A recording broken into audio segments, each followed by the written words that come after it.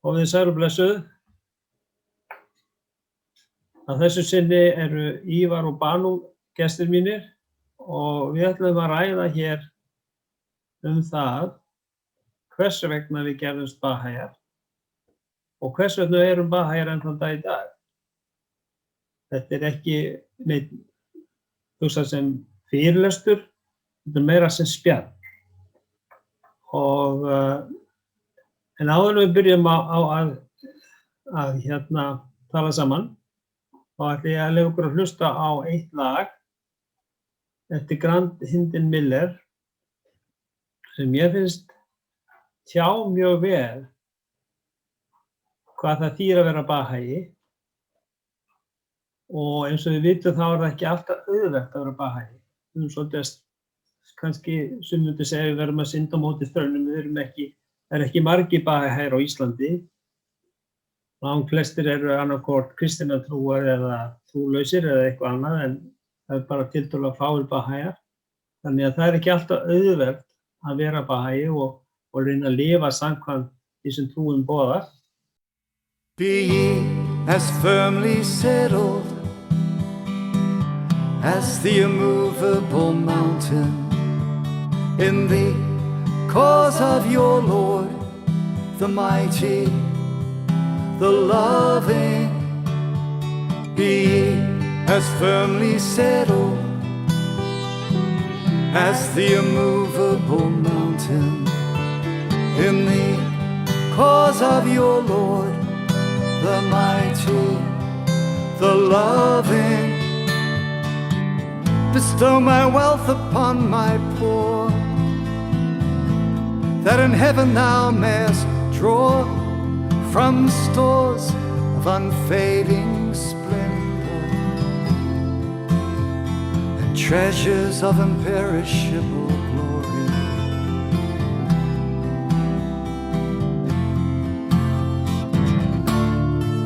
But by my life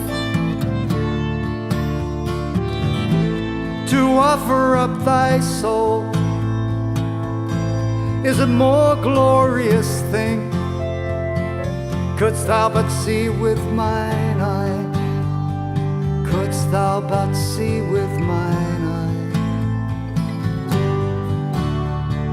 Be ye as firmly settled as the immovable mountain in the cause of your Lord, the mighty, the loving. Be ye as firmly settled as the immovable mountain in the cause of your Lord, the mighty, the loving. Oh my God, I am a flame lighted by the hands of thy power. Let not that flame be quenched by the winds of trial. Increase my love for thee, increase my love for thee, my ardor for the beauty of thy oneness. Be as firmly settled as the immovable mountain in the cause of your Lord, the mighty, the loving. Be as firmly settled as the immovable mountain in the cause of your Lord, the mighty, the loving. Be as firmly settled as the immovable mountain in the cause of your Lord, the mighty, the loving.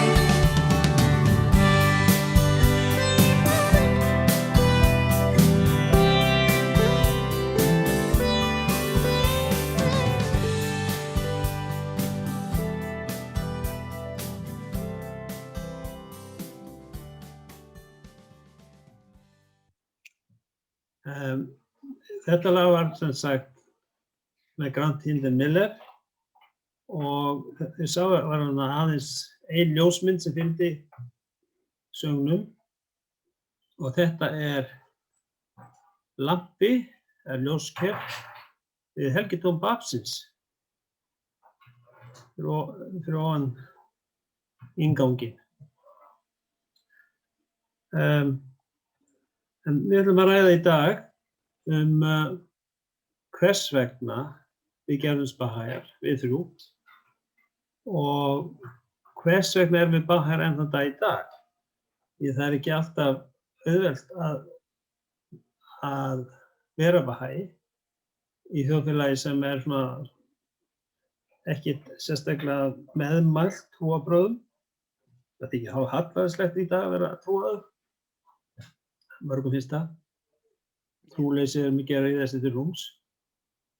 En við erum Baha'ar og fyrsta spurningin sem sagt þessi.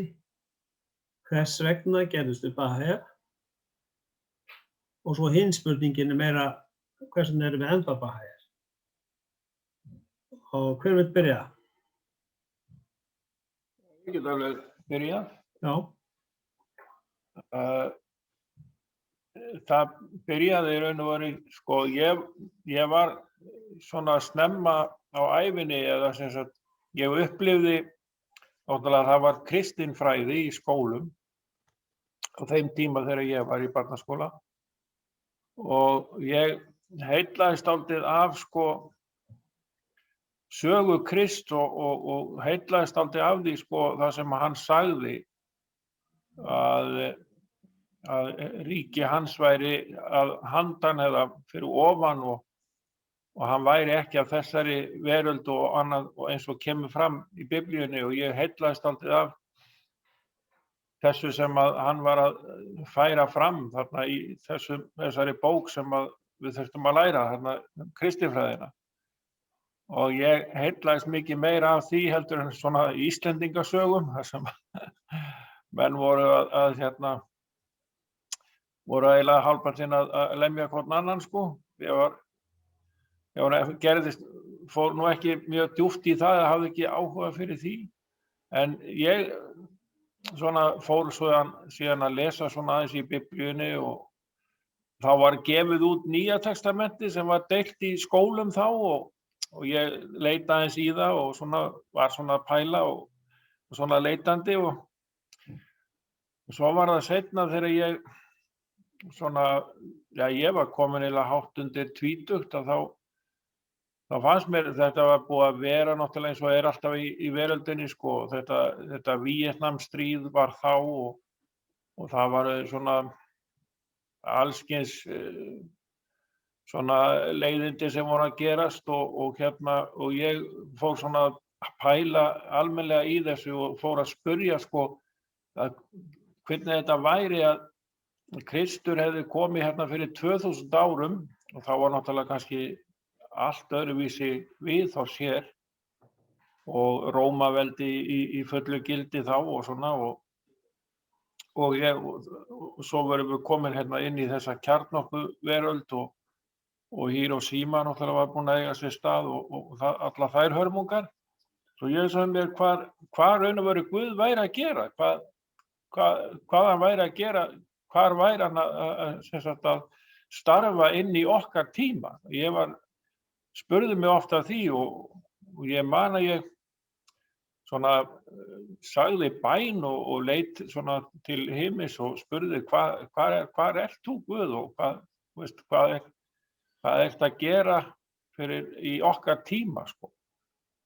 Og það byrjaði bara svona ferli og ég stuttu seinna þá fæ ég vinnu og þar kynnist ég svona vinnufélögum sem að fara til Færeyja og ég var bara ákveðin í því að fara með þessu strákum þó ég þekkti þá tiltölulega lítið, það bara kom eitthvað yfir mig að ég yrði bara að fara með þeim og það gekk allt vel og ég fór síðan þangað og þá kynntist ég einum brauðdýrjanda sem var í Færeyjum sem var Baha'i og ég hafði margar spurningar að spurja út í þessi mál og svona. Og ég hafði ákveðna hugmyndir svona hvernig þetta gæti verið. Ég meina, ég var búinn að svona lesa mig aðeins til og ég trúði nú ekki hverju sem sko. Nema ég spurði alltaf þegar ég spurði hann spurningar, þá komu svo góða spurningar, svo samsvarandi spurningar sem að voru svo rökfastar. Að ég fór að heillast dálítið að þessu og hérna við spjöllum hittust, svona fórum að hittast svona öðru hvoru og hérna síðan liðu nokkra vikur og síðan lánaði mér bók. Svo ég styrti nú aðeins mál mitt, sko. Segðu mér, hvað hét þessi maður? Hann hét Loftur Melberg. Já. Svíl hann svíl. En hvernig stóð því þú hittir hann í Færeyjum? Hann var að brautryðja í Færeyjum á þessum tíma. Varstu bara að hitta hann út á götu eða eitthvað? Já, ég fekk hérna, bjuggum þarna á farfuglaheimilinu í Færeyjum, fengum þar svefnpláss og svona og hann kom þarna alltaf svona við til að hitta bara Íslendinga og spjalla og svona hitta og kenna líka og hérna. Já, hann lánaði mér bókina Og sólin rís sem að ég fer síðan að lesa. Og ég man að þegar ég byrjaði að lesa bókina, þá bara gat ég ekki stoppað. Ég var svo heillaður. Mér fannst þetta að vera svo rökfast. Ég meina, allt sem að skeði þarna. Ég meina, allar þessar þjáningar og fórnir sem að menn lögðu á sig til þess að koma þessu og þetta þetta var svo líkt því sem að Kristur þurfti að upplifa. Ég meina, alla þá fórn og fórna lífi sínu og líka náttúrulega postularnir. Þetta var svo og ég fór síðan heim stuttu eftir þetta haustið, það var búin að vera 3 mánuði og ég var nú ekkert orðinn eitt rosalega fastur á þessu sko, þannig að þetta var dálítið losaralegt hjá mig en þá hitti ég annan, fór að vinna hérna í Reykjavík og þá hitti ég annan vinnufélaga og hann þekkti Edvard og Lóu, þannig að ég átti ekki að Hála sleppti ekkert af mér takinu, sko, hann leiddi mig alltaf til næsta, sko. Og hver var þessi vinnufélagi sem hitti þarna? Hann hét Ingvar Ásgeirsson, hann var hérna bjó í Kópavoginum. Já, ég þekki hann. Já, og þar tók ég bara trúna, ég meina, ég sagði bara þetta, ef að þess að Guð að vinna í okkar tíma, það fannst mér allt saman passa þarna. Og síðan hef ég lesið. Já, en skulum, áður þetta var þarna er búin að svara fyrstu spurningunni. Nú ætlum við að heyra hvernig Banu. Hvers vegna gerðist þú Bahai? Hvernig kom það til? Já, ég tók ekki trúna alveg eins og einhver sem var ekki Bahai. Ég er alin upp í Bahai fjölskylda sem þriðja, how you say generation? Þriðja kynslóð. Kynslóð, já, þriðja kynslóð Bahai. Afi og amma okkur í Íran voru átti heima og þau tóku Bahai trúna þar. En fjölskyldan og aðrir Bahai fjölskyldan fluttu í byrjun 1900 eitthvað til Jórdaníu og við fættumst í Jórdaníu og alin upp á milli Bahai samfélag í Jórdaníu sem var aðallega fólk sem koma frá Íran og að hverju gerðist ég Bahai þá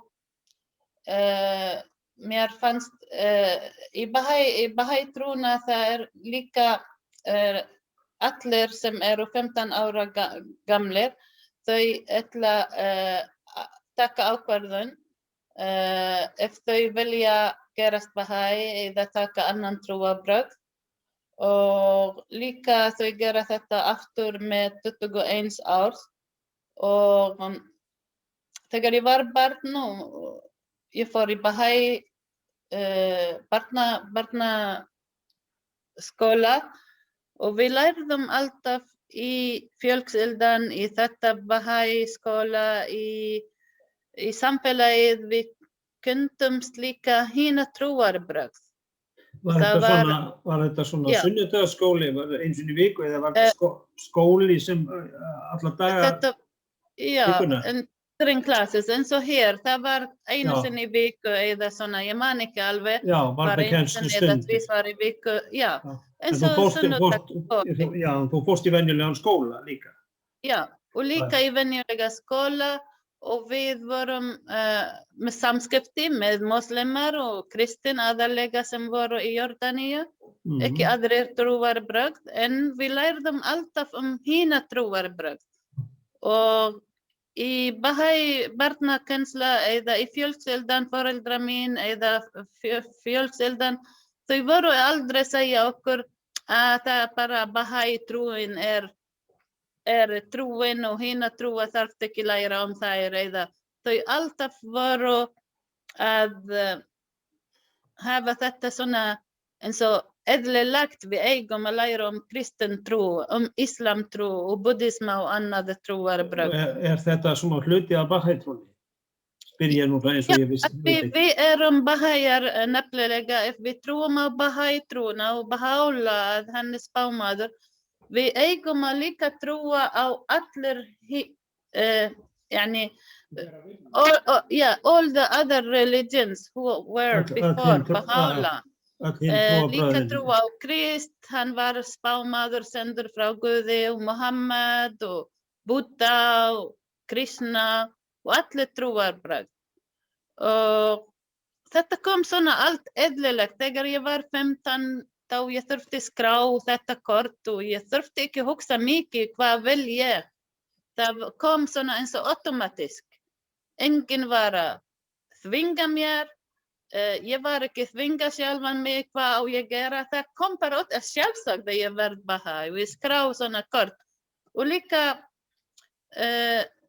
þetta tilfinning núna með 55 ára gömul, ég að hugsa stundum þetta. Þetta sem svona punktur sem svo fallegt í Bahai trúna að sem alin upp í Bahai fjölskylda, í Bahai samfélag. Þetta kemur automatísk. Að elska aðrir trúarbrögð, að trúa á þeim, að til dæmis fyrir mig, þegar ég hitta fólk sem aðrir trúarbrögð, ég hugsa aldrei til dæmis fyrst hvað trúa eða hvaða land þau koma frá. Ég bara hugsa persónlega, ég hugsa hvaða manneskan Ég vil kynnast þetta human being. Og mér finnst ég bara, mér langar nefna þetta tilfinning mín að við Bahai og alin upp með þetta principles og allt þetta kynningar og kynnast líka aðra trúarbrögð gerir fyrir mig svo auðvelt svona hluti. Já, nú skulum aðeins, svo kemur það aftur á eftir og þá talum við meira og eins Ívar, og þá talum við það hvers vegna þið eruð ennþá Bahaiar. Hvers vegna hafið þið haldið áfram að vera Bahaiar, ekki bara að þið yfirlýstu en að trú ykkar, heldur hafið haldið áfram. Og trúin hefur fest sig í hjörtum ykkar. En ég ætla að segja ykkur það aðeins frá sjálfum mér. Það svolítið merkilegt að margt af því sem Ívar sagði passar svolítið vel við mig líka. Ég var fyrir áhrifum einmitt í skólanum af þessum biblíusögum sem við lásum. Og ég var mjög heillaður af því. En hins vegar var ég alinn upp á heimila sem var ekki trú. Foreldrar mín voru ekki trúaðir. Og þeim var reynilega að vera í móti trúarbrögðum. Í nöfn kristna kirkju sérstaklega. En ég átti hins vegar frænku sem var trúuð og það sem ég var í sveit, það var kristið fólk. Þannig að þetta náði svona einhvern veginn að mínum hjartarótum án þess að ég fengi neitt slíkt uppeldi. Ég fekk að vísu að fara í sunnudagsskóla á Akureyri, í kirkjuna þar, og allt þetta hafði áhrif á mig, án þess að ég væri svona beint að gera mig grein fyrir því. En ég hafði aldrei farið með bænir og ég vissi ekki eins og ég hafði eiginlega hugleitt að Guð væri til. Og svo þegar ég unglingur, þá vildu foreldrar mínir gjarnan að ég væri kommunisti. Þau vildu að ég væri sósíalisti. Móðir mín var í stjórnmálum og ég vildi náttúrulega trúa því að það sem þau voru að segja mér væri rétt og satt og rétt. Og ég var sendur til Tékkóslóvakíu í svona búði fyrir ungmenni vegum kommunista. En síðan gerist það að Rússarnir, Sovétríkin, ráðast inn í Tékkóslóvakíu og hernema landið og þetta var áfall fyrir mig. Og þá fór ég að hugsa, kannski er kommunisminn ekki svarið. Ég fann það var eitthvað, hvað er það sem vantar? Af hverju er þau svona harðneskjulegir? Það er eitthvað fyrir að bæla niður lýðræðishreyfingu þannig í Tékkóslóvakíu. Og ég fór eiginlega talandi við foreldra mína og það eru svolítið erfiðir samtöl þetta. Og ég fann að það vantaði eitthvað í þetta. Þetta var svona köld hugmyndafræði. Og þá byrjaði ég svona að leita aðeins.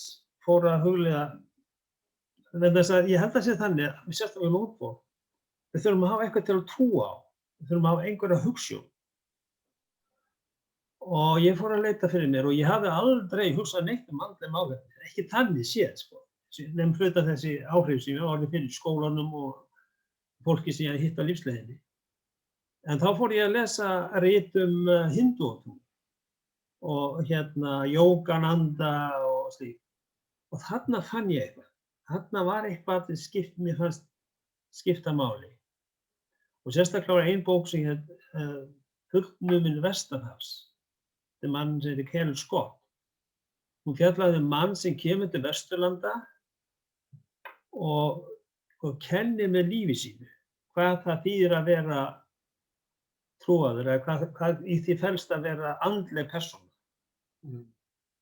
Og þetta höfðaði rosalega til mín. Þarna fann ég eitthvað var að gerast með mér. Svo bara gerist það einhvern veginn á þess að ég ger mig grein fyrir því að ég bara allt í einu áttam á því þetta er það sem skiptir máli í lífinu. Það er þessi andlega hlið, þessi andlega leið. Og þegar ég uppgötvaði þetta, kommunismi er ekki svarið. Það vantaði mér þessa siðlegu eða andlegu hlið í kommunismann. En þarna er leiðin. Og þegar ég uppgötvaði þetta, þá fylltist ég svona hamingju tilfinningu. Og heldur raun og verið ég hafa bara þá öðlast trú á Guð á þess að gera mig grein fyrir þetta verði raunverulega trú á, ég var að trú á eitthvað andlegt, eitthvað æðra mátt, það sem skiptir máli. Og stuttu seinna þá kynnist ég mitt baðhentrunni. Og það gerist þannig að það var ung stúlka sem Jóna Rúna Kvaran, Jóna Rúna þá, við vorum saman á leiklistanámskeiði og hún segir mér frá því, það eru baðherr hérna í bænum og þeir eru gott fólk, sögðu þeir mér, gott fólk.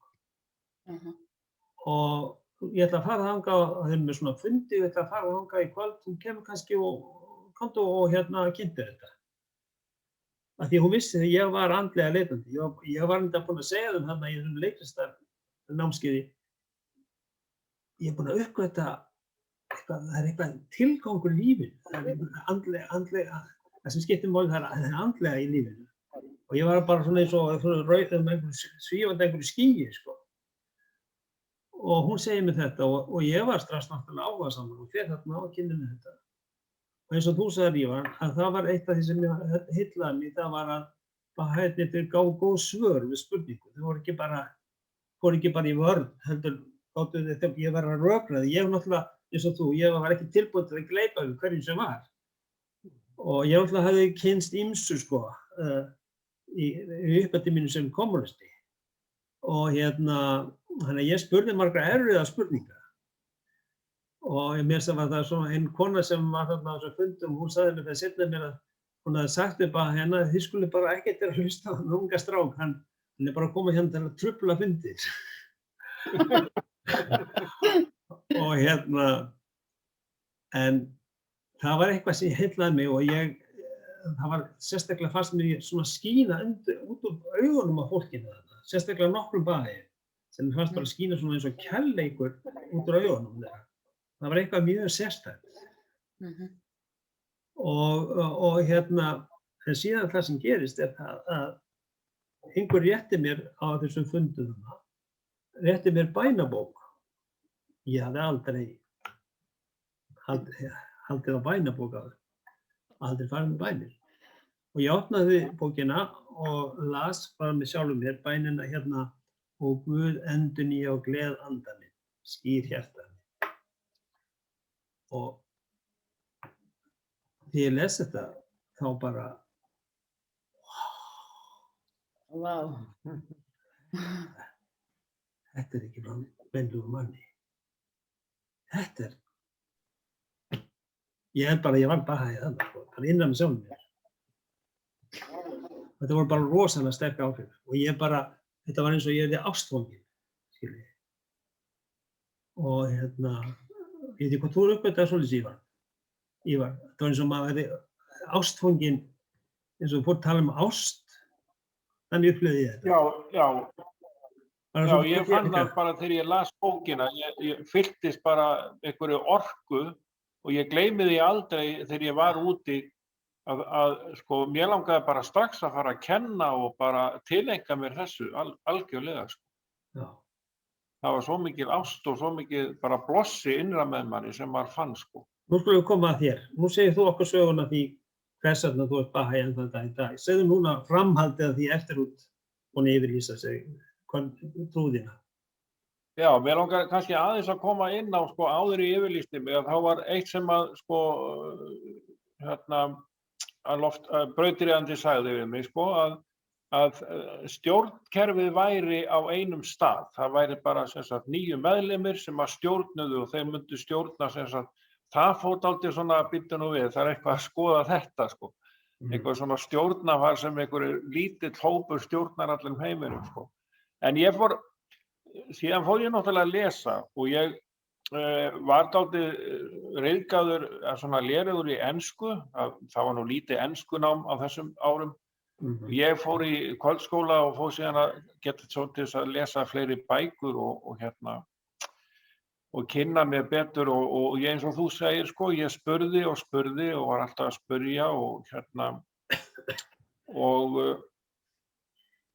síðan fór ég að lesa meira stjórnkerfið sko, bahai trúarinn og það heillaði mig alveg stórkostlega en það kemur löngu seinna því það var lengi að veltast í mér sko, veitu hvernig virkar þetta stjórnkerfi og svona sko, í sjálfu sér það flókið í byrjun kannski, en þegar hún ferð að þekkja það, þá þetta óskaplega einfalt og mjög lýðræðislegt. Það ekki hægt að hafa það lýðræðislegra. Ég las og alltaf eftir því sem ég las meira og maður var náttúrulega alltaf... Síminn að hringja hjá mér augnablik. Já.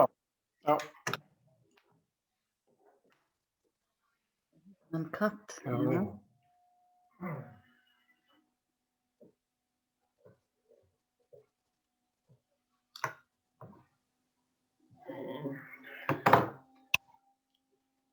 Fyrirgefðu, hörtu bara, hvert varstu komin? Já, ég var eins og spóði þarna með enskuna til þess að geta lesið fleiri bækur. Það var náttúrulega gefið takmarkað út á íslensku. En síðan fór ég að lesa fleiri bækur og bara sem sagt dýpka mig í efninu og það var alltaf sem ég las meira eftir því sem ég dýpkaði mig meira í bæði stjórnarfari trúarinnar og svæðisráðum allri uppbyggingunni og svo náttúrulega some answers questions sem Abdul Baha svarar náttúrulega ýmsum spurningum og þá var bara algjör, bara staðfesta. Ég meina, það var engin efi. Ég meina, þetta er bara orðið hluti af mér, sko. Ég meina, ég skil það svo vel í dag, sko, eins og þú segir, sko, þessi andi, þetta andlega, sko. Við erum andlega verur og við þurfum þessa fæðu, þessa andlegu fæðu með bæninni og ritningunum. Og vera meðvitaður það, sko, ég meina bara það sem að bréfin, það sem að allsherjus réttisnar að segja okkur hvað framundan og hvernig gengur og hvað muni verða og ýmsar lýsingar hvernig okkar heimur í dag. Þetta náttúrulega bara stórkostleg gjöf. Já. Heyrðu, Banu, þá myndir þú kannski segja okkur hvers vegna ert þú Bahai þetta í dag? Já, eins og ég sagði áðan að þegar maður alast upp en síðan fæddist í Bahai fjölskyldu og Bahai samfélag og kynnast aðra trúarbrögð. Þegar ég var eldri og eldri byrjaði ég að lesa Bahai bækur og sögu Bahai trúna, Nabil's Narrations eða Dawnbreakers bókina. Or some unanswered questions or hitlast, how you say, mér hitlast mikið á bókina The Dawnbreakers. Þetta bók saga af Bahai trúna og Babi trúna og alla hvernig var sagan af hvernig fólk byrja að taka trúna og það var í Íran byrjaði allt saman og hvernig voru the imams of the Islam religion og fólkið koma á móti Bábin og Baha'u'llah og nýja Baha'íar og byrja að sitja þær í fangelsi eða drepa þær eða marga sögur. Þetta mjög mikið bók. Það annað sem ég bara hugsa í dag að hverju ég ennþá Bahai þetta trúin á Guð og að Baha'u'llah spámaðurinn fyrir þennan tíma svo sterkt hjá mér og ég get ekki ímynda mér að ég geti trúa eitthvað annað. Að ég búin að upplifa oft í lífi mitt reynslur þegar til dæmis ég snúa mig til Baha'u'llah eða Guð og segja bænir og biðja þegar ég veik healing, lækning eða þegar eitthvað kalli í lífi mitt erfitt eða ég vil taka ákvörðun biðja aðstoð og við eigum í Bahai trúna fullt og bænir fyrir svoleiðis tilefni. Þú getur biðja fyrir lækning, fyrir aðstoð, fyrir andlega spiritual growth eða kennslu eða fyrir foreldra þín eða fyrir hinn látnu og alls konar. Og þegar maður lesa bænir og reyna að hugleiða þær. Fyrirgefðu Banu, segðu mér þessar bænir, eftir hverja þetta bænir eftir Bahaina sjálfa eða hvaðan koma þessar bænir? Já, bænirnar eru opinbert frá Baha'u'llah eða Bábin eða Abdul Baha sem Abdul Baha sonur hans Baha'u'llah, spámaðurinn fyrir Bahai trúna. Og Bábin fyrirheit, já. Afsakið? Það mynda Abdul Baha þarna fyrir aftan ykkur, það ekki? Já. Sonur Baha'u'llah. Sonur Baha'u'llah. Ekki Bahai ekki með mynd af Baha'u'llah? Nei. Eða byrði ekki til svona myndar? Nei. Hafa ekki mynd af honum? Fyrir mig, ég vil bara klára sem ég var að segja að hverju ég ennþá Bahai, mér finnst svona, the word in Icelandic ég veit ekki hvað, en miracles, já. þegar var kraftaverk, já. Þegar Krist kom, allir vilja sjá eitthvað kraftaverk og þá trúa á hann. Þegar Muhammad var, þau vildi sjá kraftaverk og Buddha og allt. Og í Bahai trúna þau líka í Íran þegar Baha'u'llah var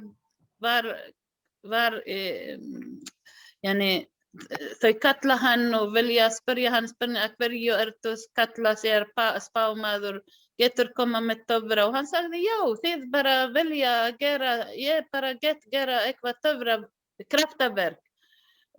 En þau var hrættir, ef hann kemur með þetta, þau geta bara kannski bara ekki segja annað en nema að trúa. En þau gerðu það ekki, en fyrir mig, as a Bahai í dag, mér finnst allt sem ég var að lesa í ritninga og lesa frá Baha'u'llah, mér finnst þetta kraftaverk. Í ritningum hann spá mikið hvað verður í framtíðinni. Hann kom cirka 150 ár síðan þegar hann opinberaði sig í Íran, í Bagdad, að hann spámaður. Og hann byrjaði að skrifa marga ritningar og í ritningum hann var að spá marga hluti sem ætla að gerast. Og jafnvel hann senda bref fyrir kongar sem var að stjórna heimurinn þá tíma, fyrir páfinn, fyrir Queen Victoria, fyrir Napoleon Bonaparte III. Og í þessa töflum hann var að spá, ef þið ekki trúa á mig og snúa til Guð og mig, þetta og þetta gerist. Og líka við eigum mesta heilaga bók, Kitab Aqdas, og í honum líka mikið spá Baha'u'llah hvað verður og hvað ætla að gerast. Þetta ástæðan fyrir því að þú sterk í trúnni í dag? Mér finnst það, ég bara sér og upplifa þetta kraftaverk að gerast, búin að gerast líka og að gerast og ætla að gerast.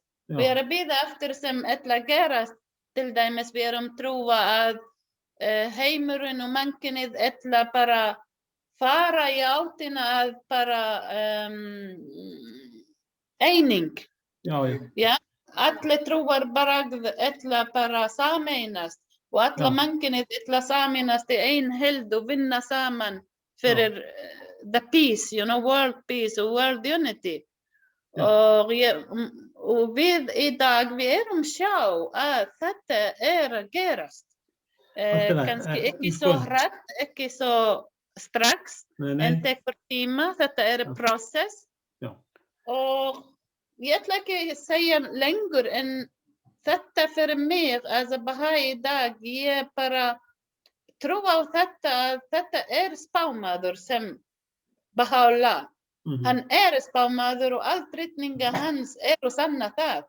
Ég upplifa þetta daglega í lífi mitt, og þegar ég hef erfitt eða veik eða hvað sem og ég snúa til þetta ritninga og Baha'u'llah, þá ég finna krafturinn, ég finna hjálpinn, kannski ekki í sama formi sem ég að biðja Guð en eitthvað tíma setna ég sé að það var hjálpa mér.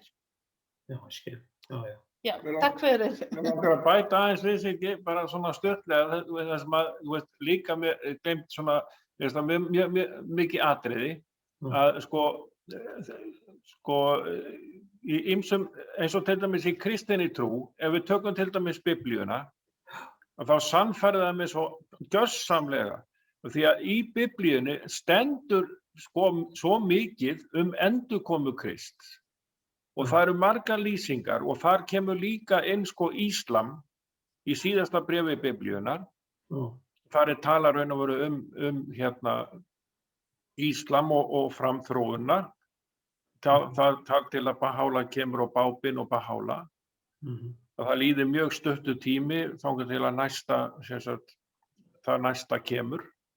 Og það, í raun og veru, Biblían, hún vitnar líka Bahai trúna, hún vitnar svo djúpt í það að það raun og veru, þú getur séð það raun og veru út allt, þetta Já. sem að mun birtast og hefur birst. Já. Ég ætla kannski að segja ykkur aðeins frá því hvernig ég Bahai í dag. Eftir ég gerist Bahai þá ég gerist Bahai þá raunverulega vissi ég ekki mjög mikið trúna. Þetta var fyrst og fremst svona andlega ástfangin á trúnni. Vissi ekki mjög mikið, þetta segja mjög lítið. En það sem þannig að þegar frá leið, þá gerði ég mér náttúrulega grein fyrir því ég þurfti að lesa meira trúna og virkilega átta mig á því, er þetta raunverulega satt? Ég spurði sjálfan mig að þessu, sko. Ég lét í gabba mig út í eitthvað sem er ekki raunverulega, eitthvað fals. Er þetta raunverulegt? Er Guð í raunverulega til? Er þetta rétt að Baha'u'lláh sé opinberandi Guðs? Og það var sérstaklega ein bók, Þjófar á nóttu, þetta William Sears, sem hafði mjög sterk áhrif á mig. Og svo dagbúðarnir, Dawnbreakers. Bókin og Sólin rís sem þú nefndir, hún fjallar, það eru sögur úr Dawnbreakers, dagbúðum. Þetta eru sögur af fyrstu Babýonum og Babnum sérstaklega og því var fyrirrennari Baha'u'lláh.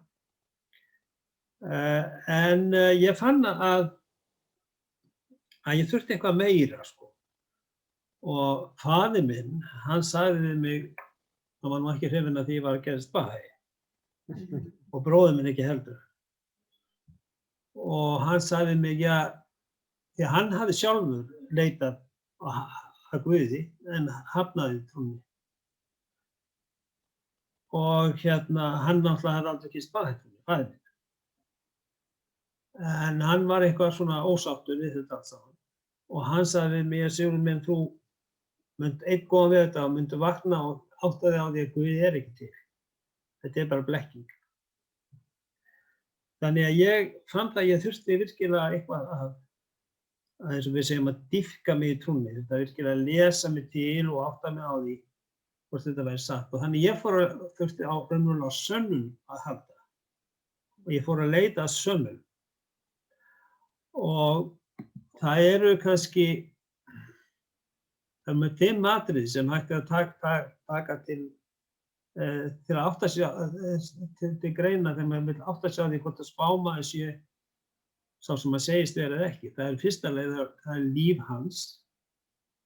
Lifiði hann guðræknu lífi, liði hann lífi sem var til fyrirmyndar, líkt og Kristur gerði. Öðru lagi það er opinberun sjálf, hvernig gerðist þetta, var hann fær að opinbera rit sem voru ekki bara venjulegur maður sem var að tala eitthvað og koma einhverja fallegar kenningar, þetta var þetta raunveruleg opinberun. Og svo í þriðja lagi var boðskapurinn sjálfur, hvað boðaði hann. Og svo í fjórða lagi uppfyllti hann spádóma, Biblíunnar og Kóransins. Og svo í fimmta lagi, eitt af því sem maður tala um í Biblíunni, að aðeins boðberi Guðs getur séð fyrir óorðna atburði. Þannig að þessi 5 atriði sem maður getur notað til þess að kanna það hvort að Baha'u'lláh sé boðberi Guðs. Og ég ætla nú ekki að fara neitt út í þetta nákvæmlega núna, það tæki alltaf langan tíma. En það sem ég gerði það, ég fór einmitt að lesa Biblíuna og ég fór að lesa hvað skýringar kristinna manna á Biblíunni og ræddi mikið við kristið fólk og fór að lesa mig til og reyna að komast að þeim sanna í málinu. Og eins og þú segir, ég var þá einmitt þegar maður kynni sér Biblíuna, þá sér maður alltaf svart og hvítu betur og betur að Baha'u'lláh, hann uppfyllti spádóma Biblíuna og það var sagt fyrir komu hans. Og það er margt sem að kristnir menn virðast ekki vita sem í Biblíunni sem bendir á Baha'u'llah.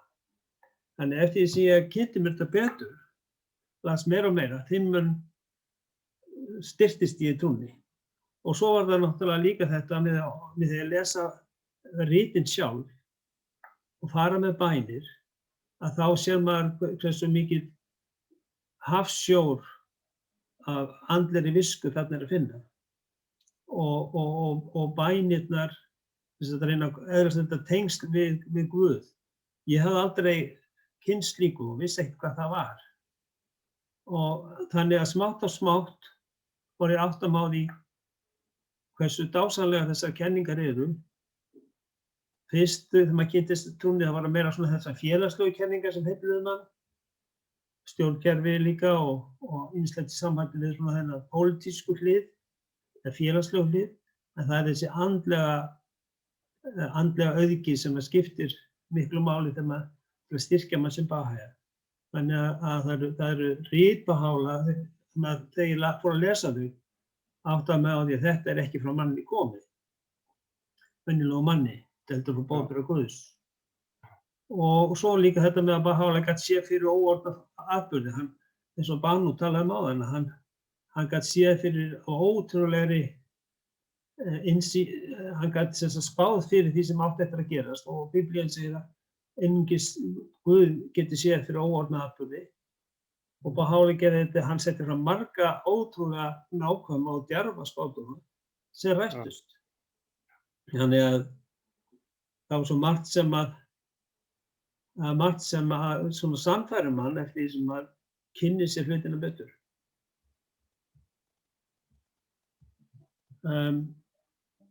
Viljið þið bæta einhverju við?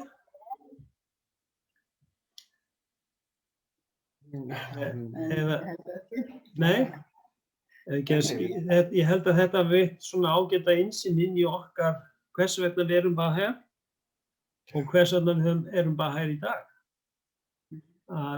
Og það sem við hvetjum þá sem að vilja kynna sér trúna, það að einmitt lesa rit trúarinnar, helgiritin. Það er til dæmis sérstaklega ein bók sem heitir Hulin orð sem er mjög gott að byrja því að lesa hana. Og svo sögutrúarinnar eins og við getum í bókunum eins og Þjóðarnóttu eða sérstaklega og Sólin rís. Og að kynna okkur rit Baha'u'llah er þetta mjög gott að lesa bókina úr ritum Baha'u'llah og svo bókina Bók fullvissunar eða Kitab Khan. Þar er einmitt koma fram ýmsar útsýningar Baha'u'llah á Biblíunni. Kenningum. Spurningu svara. Yeah, or some answered questions. Some answered questions, sem eru mikið í Biblíuna, så margt der spá Daniels og spádóm Daniel. Þessi bók ekki til ennþá á íslensku, hún til á ensku. Já, alveg rétt, já. En það líka sko, hún sem náttúrulega íslensku hann kemur sem Þjófur á nóttu, þetta nú eiginlega tekið úr Biblíunni, eða Þjófur á nóttu. Þarna getur fólk lesið að hann vitnar í bara dagblöð og fréttir og allt sem að fréttastofur hafa birt hvað gerðist og allt og hann fer svo skemmtilega í þetta svona eins og rannsaka og leiðir mann í gegnum þetta allt sko. Það er ofsalega mikilvægt að ef að fólk leitandi að bara lesa þessa bók með djúpu innsæi og bara skoða vel sko. Og svo ekki síst líka þessar andlegu kenningar eins og ef maður les bók eins og Baha'i bænir sem mjög mikið af Baha'i bænum sem mjög. Ef maður lesa þá finnur maður að þetta frá Guði komið, þetta eins og faðir vorið.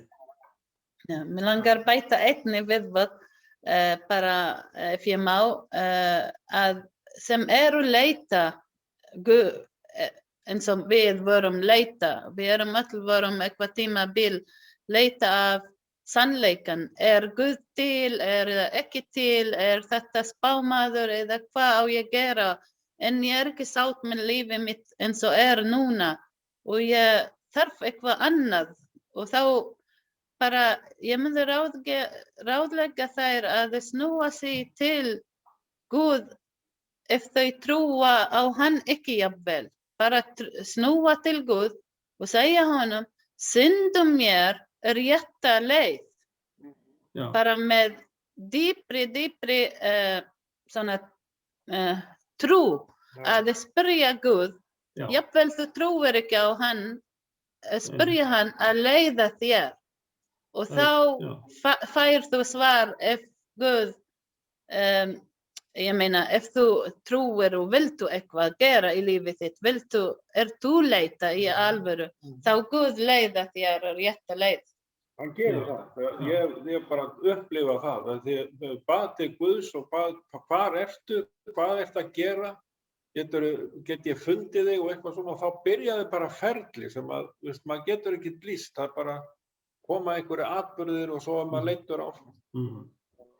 Og það eins og segir í Biblínu, sko, að ef að spámaðurinn sannur, þá er hann eins og tré sem ber góða ávexti. Kristus sagði að ávöxtunum þekkist tré. Ef ávextirnir eru góðir, þá er tréð gott. Og þetta er ótvíræður, þetta er einn besta mælikvarðinn sem maður getur notað. Þetta er það sem Jesús sagði okkur að gera. Hann sagði á ávöxtunum þekkist tréð. Þannig að við þurfum og hann segir einmitt eins og þú varst að segja, hann segir leitið og biðjið. Hann segir við þurfum bæði að leita og þurfum líka að biðja leiðsögn. Þannig að þannig getur knýið á svo fyrir yfir með upploki verða. Þannig að við þurfum að vera að leita og í Bahai-trúnni talaði sjálfstæða að leita sannleikanum. Þetta ber alltaf sama brunni. En mér langar til að einmitt að spyrja frá í lokin, sko, að því að ef spámaðurinn er góður, ef ávextirnir eru góðir, þá er tréð gott. Ef ávextirnir eru góðir, þá er tréð gott. Og finnst ykkur að þið eru Bahaiar, að það hafi gert ykkur betri manneskjum, hjálpað ykkur í lífinu, veit ykkur hamingju, eða finnst ykkur trúin hafa verið ykkur hjálp í lífinu? Banu, ef þú byrjar. Já, að sjálfsögðu, mér finnst það, jafnvel daglega, ég finna að því ég er Bahai, ég bara ég er meira glöð, meira jákvæð, mig langar að þjóna, það í Bahai-trúnni mikið þjónustu,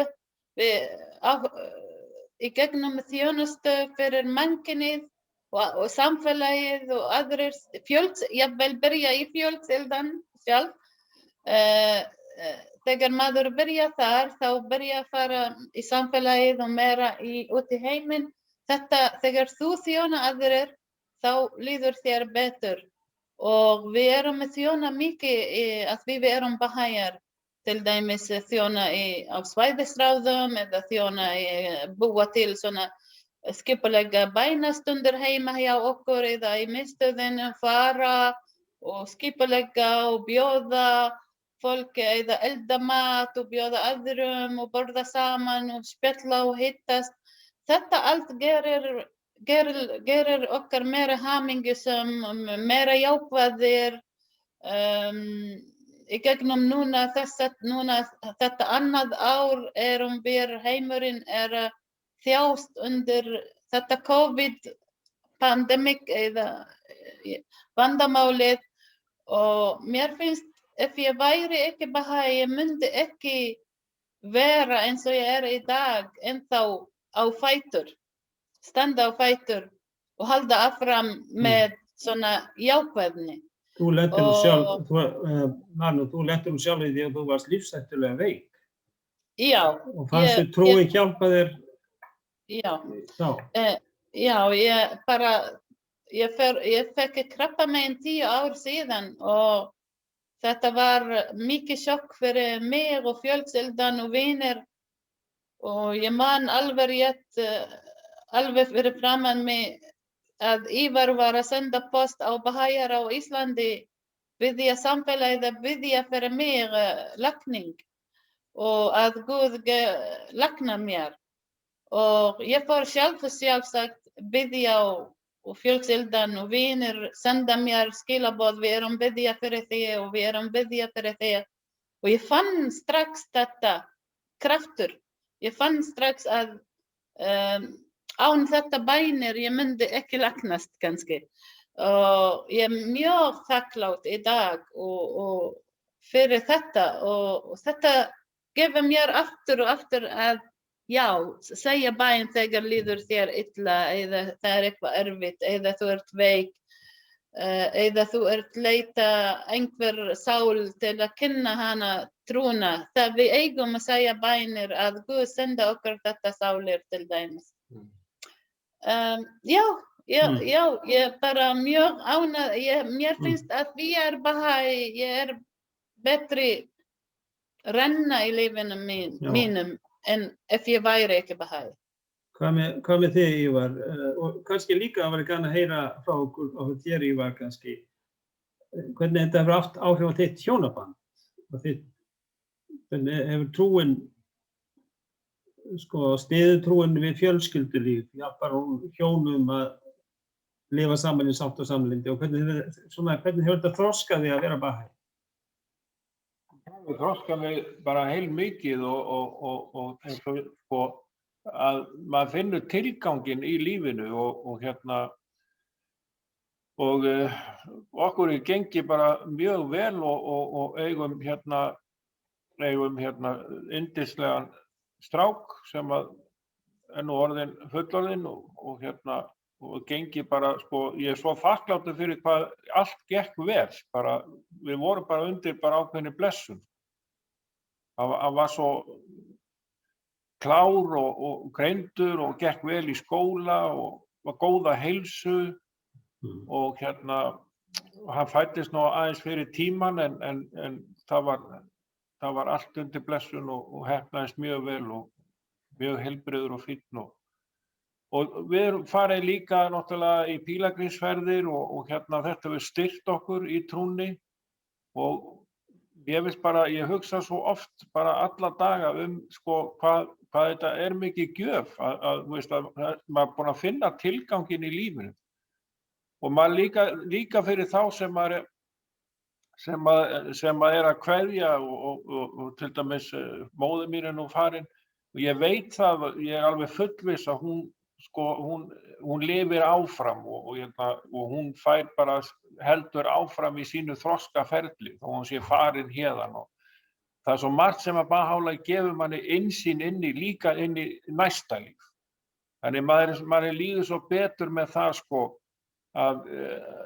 að þetta eilíft líf, þetta framhald. Ég meina við erum bara hérna á fyrsta stigi og síðan förum við inn í þennan andlega heim og vita af þessu, vita af því að þetta stjórnkerfi sem að heilla mig svo rosalega mikið að maður sér líka það að þessi heimur sem að finnst kannski vera orðinn rosalega vonlaus í dag að það mun koma veröld sem að verður svo jörðu sem á himni. Já.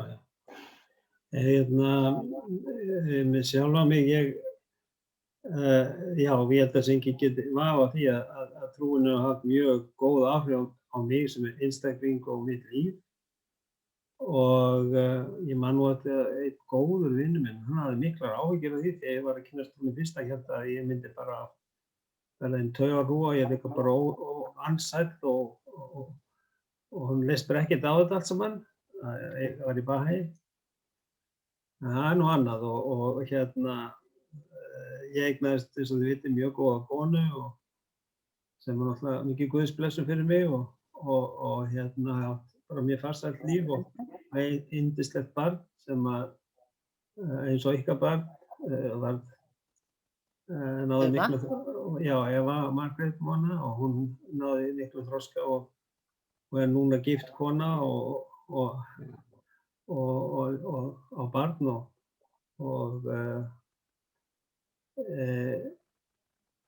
þau eru flutt í Hafnarfjörðinn og þetta allt saman alveg bara dásamlegt og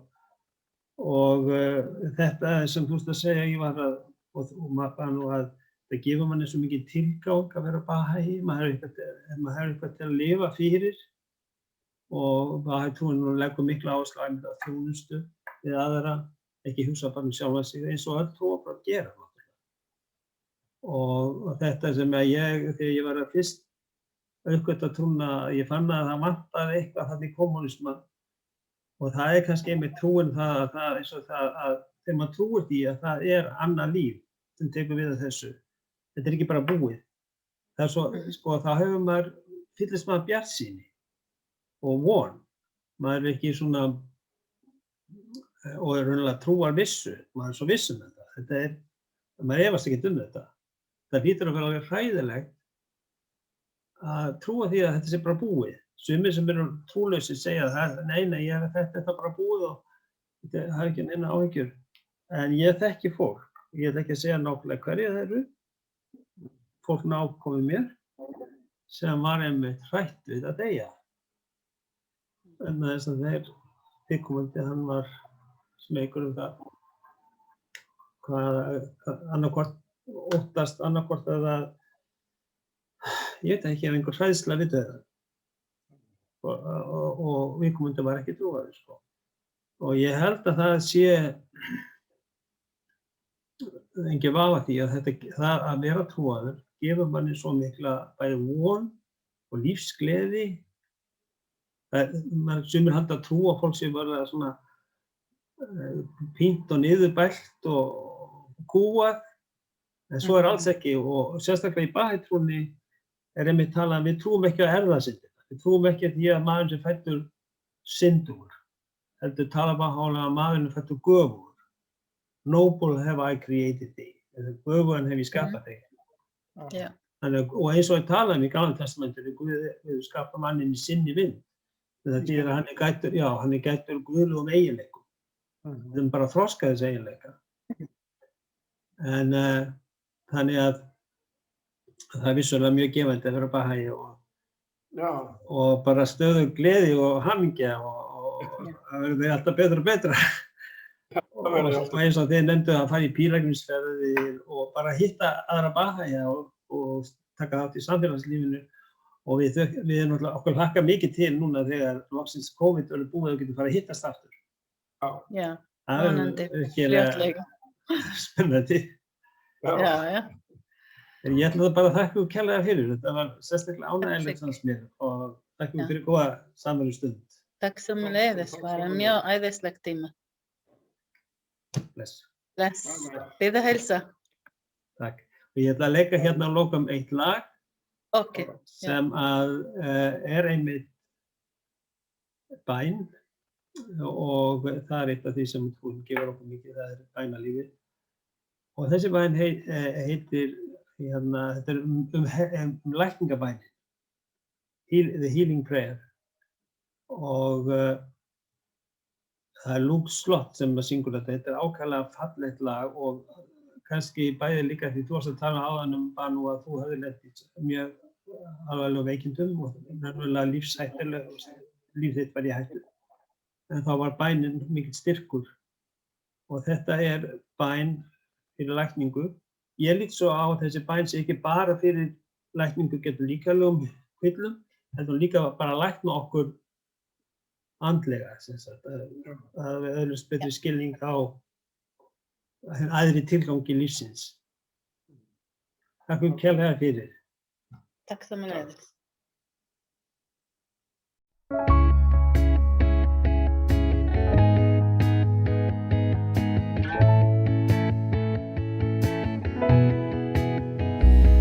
Thy name is my healing, oh my God, and remembrance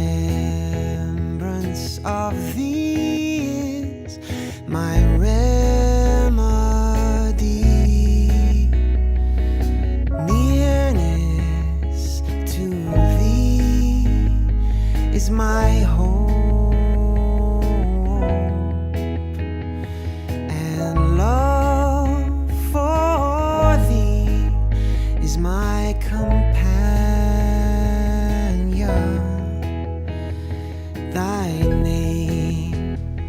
Is my healing, oh my God, and remembrance of thee is my remedy. Thy mercy to me is my healing and my succor.